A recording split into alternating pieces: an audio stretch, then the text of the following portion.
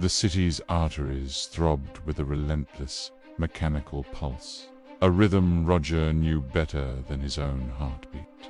For him, the city wasn't a place of ambition and glass towers. It was a sprawling, ever-changing buffet of construction skips. These giant metal boxes, filled with the discarded guts of progress, were his treasure chests. And today, a new one had appeared, a glorious, colossal beast of a skip, right on the corner of Elm and 7th. Roger's heart did a little jig. A new site meant fresh pickings, old copper pipes, discarded wiring, maybe even some unbroken tiles he could sell. The possibilities were endless. His worn-out boots crunched on the gravel as he approached, a proprietary gleam in his eye. But his good mood soured as a fine mist hit his face. The construction company had installed automatic water jets, timed to spray the perimeter every 15 minutes to keep the dust down. It also kept scavengers like him at bay. A low growl rumbled in his chest. It was a petty, infuriating obstacle. Adding to his frustration were the dogs. Not the usual mangy strays who knew the pecking order, but a new, disheartened pack.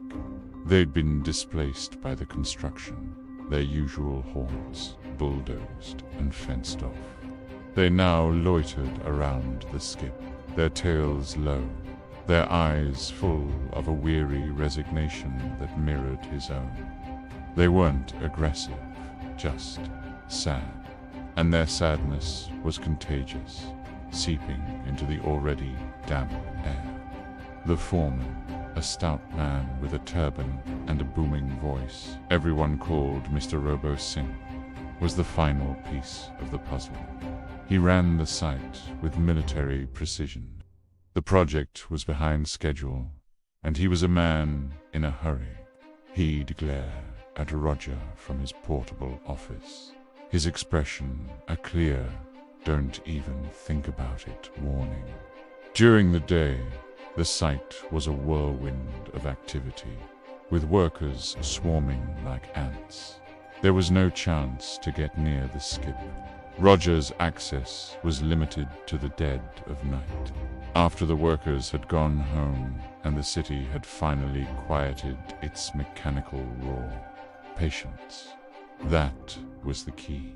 Roger found a relatively dry alcove across the street and settled in to wait. He watched the sun dip below the skyline, painting the clouds in hues of orange and purple. The workers packed up, their tired chatter fading as they dispersed. Mr. Robo Singh did a final walkthrough, locked the main gate with a decisive clang, and drove off in his truck. The water jets hissed on schedule, casting rainbows in the glow of the streetlights. The sad dogs curled up in the shadows, their brief, hopeful whimpers fading into silence. The stage was set. Hours crept by. 1 o'clock, 2 o'clock. The city was finally asleep. Roger stretched his stiff limbs, his stomach a hollow pit of hunger. It was time. He moved with a practiced silence, a ghost in the urban landscape. He skirted the reach of the water jets, his eyes scanning for any sign of a night watchman. Nothing. The coast was clear. The skip loomed before him, a dark chasm of potential. He grabbed the cold metal lip, his calloused fingers finding easy purchase.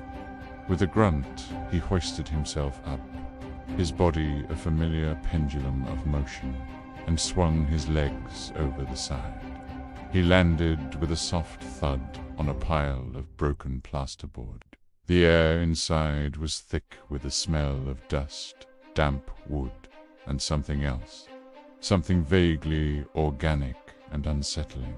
He clicked on his small, dim flashlight. its beam cutting a weak path through the darkness.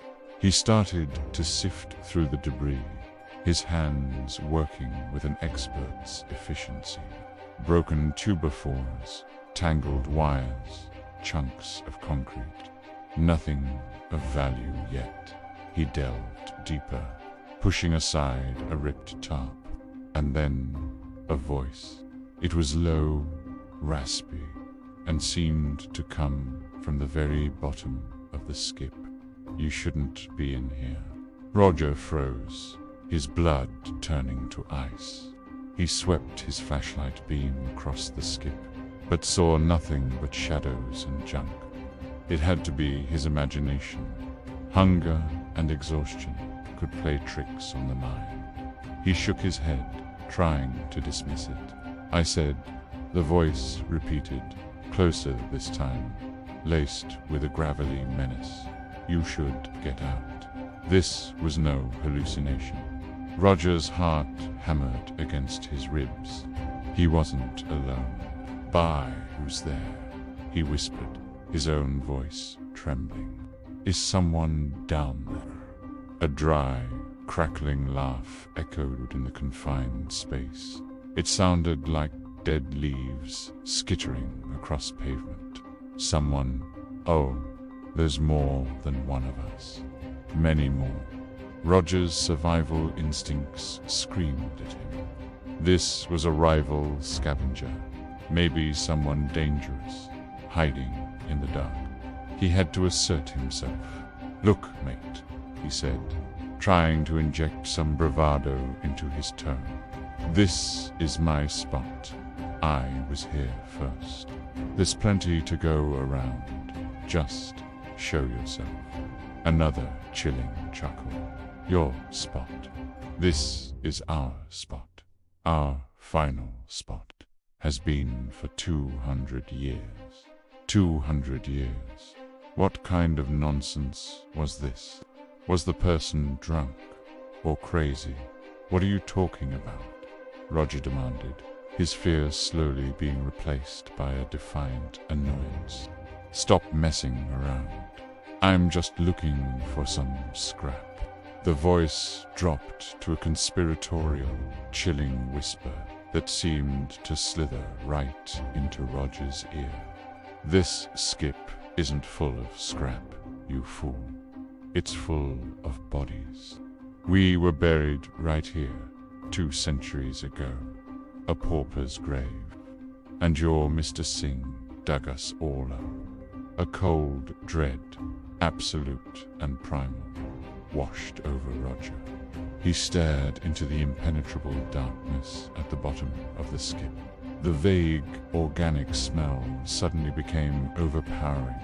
The smell of decay, of old earth, of the grave.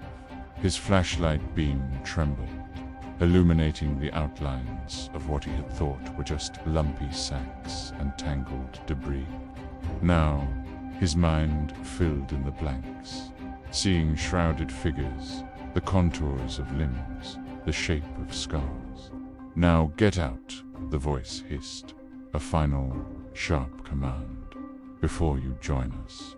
That was it. The defiance, the hunger, the exhaustion, it all vanished, replaced by a singular, overwhelming instinct: flight. Roger didn't hesitate.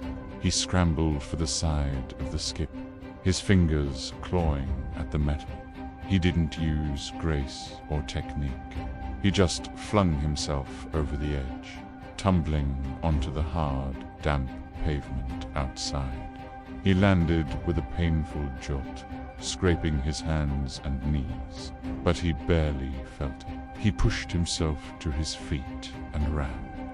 He ran without looking back, his breath coming in ragged, panicked gasps. He didn't stop until the construction site was a distant memory, until his lungs burned and his legs screamed in protest. He collapsed in a deserted alleyway, his body shaking uncontrollably. He never knew if it was a ghost, a madman, or a cruel joke, and he never went back to find out. Some treasures, he realized, were better left buried. From that day on, the giant metal box on the corner of Elm and 7th remained. For Roger, a place of unspeakable terror, a skip he would never, ever scavenge again. Thanks for watching our story today. If you enjoyed it, please hit that like button and subscribe to the channel for more tales from the shadows. See you next time.